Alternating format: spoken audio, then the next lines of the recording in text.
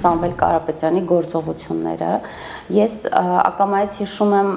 եւ կարծում եմ հանրությունը պետք է այս մասին եւ հիշի եւ իր գնահատականը տա, երբ սույն անձնավորությունը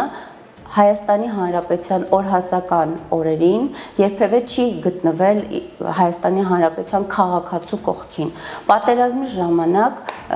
հայտարարություն տարածեց, ինչպես որպես երրորդ կողմ,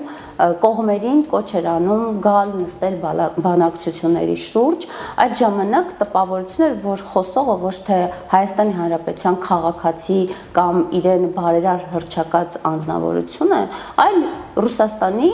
գործարար, ուղղակի երրորդ կողմ կոչ էր անում կողմերը նստեն բանակցությունների շուրջ։ Սա դիրքորոշում է, սա նույն կեցվածքն է, ինչ եկեղեցին չի եղել Հայաստանի Հանրապետության քաղաքացու կողքին, նույնը նա երբևէ մեր ցանկացած օրհասական պահի չի եղել մեր